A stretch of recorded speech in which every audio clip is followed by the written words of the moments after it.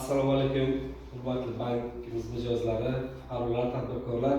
Mana bugun 2025-yil 16-mayda tadbirkorlarimiz bilan navbatdagi uchrashuvimizni o'tkazishni belgilagan edik.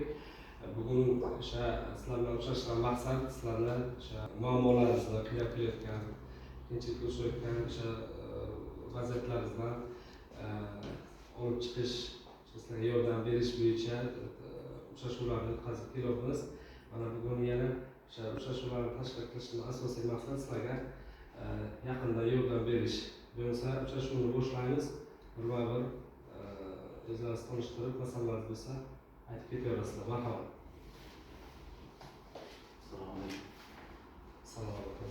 O'zingizni tanishtiring. Men Shodiyev Anvar, Armicha mahalla fuqarolar yig'inidan shu chorvachilik rivojlantirish uchun 100 million so'm talab qilmoqchi edik. O'shanga amalga yordam berishtiramiz. Rahmat. Armicha hududdan 100 million so'm kirib olish so'rayapsiz. Bu chorvachilik bilan avvaldan shug'ullangansiz, sharoitingiz bormi? Bor. Yaxshi. Bo'lsa sizga 100 million so'mgacha bo'ladigan bo'lsa, sizga prezidentimizning 312-sonli qarorlaridan 100 million so'mgacha bo'lgan imtiyozli kreditni tavsiya etaman. Bunga avval hisob raqamimizni ochgan hisob raqam bo'lishi kerak. Bo'lmasaki o'sha imtiyozli kreditdan olib foydalangan bo'lishingiz kerak. Mana shu ikkalasidan birortasi bormi?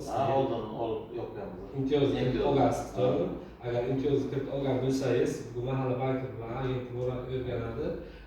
Joyni o'rganamizda sizga 3 bank ish kuniga 100 million so'mgacha chorva mollarni sotib olish uchun kredit ajratib ta'minlaymiz.